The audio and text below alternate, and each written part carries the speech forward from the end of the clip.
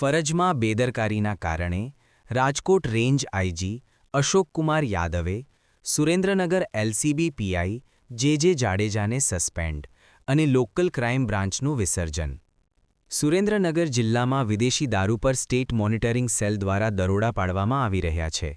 ત્યારે સુરેન્દ્રનગર પોલીસની કામગીરી સામે સવાલો ઊભા થયા છે.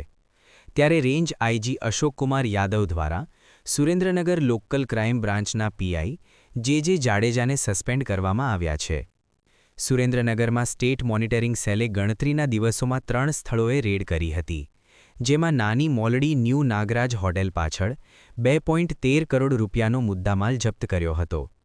આ ઉપરાંત ઝાંખળ ગામની સીમમાં ભગીરથસિંહ નામના શખ્સના ખેતરમાંથી 63.57 લાખનો દારૂ સાથેનો મુદ્દામાલ જપ્ત કરવામાં આવ્યો હતો તથા ચોટીલા બળદેવ હોટલના પાર્કિંગમાંથી 87.65 લાખ રૂપિયા વિદેશી દારૂ સાથેના મુદ્દામાલ જપ્ત કરવામાં આવ્યો હતો.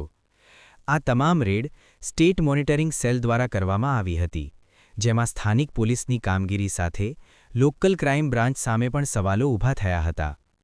અંતે આજે સુરેન્દ્રનગર લોકલ ક્રાઇમ બ્રાન્ચના પીઆઈ જે જાડેજાને સસ્પેન્ડ કરવામાં આવ્યા છે અને કાર્યવાહી શરૂ કરવામાં આવી છે. ત્યારે સ્ટેટ મોનિટરિંગ સેલના દરોડા બાદ હવે સુરેન્દ્રનગર જિલ્લા પોલીસમાં ટૂંક સમયમાં ફેરફાર થવાની શક્યતાઓ વ્યક્ત કરવામાં આવી રહી છે. ટૂંક સમયમાં સુરેન્દ્રનગર એલસીબીના સ્ટાફમાં ધરખમ ફેરફારના એંધાણ. સુરેન્દ્રનગર લોકલ ક્રાઇમ બ્રાન્ચના સ્ટાફમાં ટૂંક સમયમાં ધરખમ ફેરફાર થવાના એંધાણ વર્તાઈ રહ્યા છે. હાલ લોકલ ક્રાઇમ બ્રાન્ચના પીઆઈ જે જાડેજાને સસ્પેન્ડ કરવામાં આવ્યા છે. ત્યારે ટૂંક સમયમાં લોકલ ક્રાઇમ બ્રાન્ચના પોલીસ કર્મચારીઓના સ્ટાફમાં પણ ફેરફાર થવાની શક્યતાઓ વ્યક્ત કરવામાં આવી રહી છે. જિલ્લામાં સ્ટેટ મોનિટરિંગ સેલ સતત દરોડા પાડી રહી છે.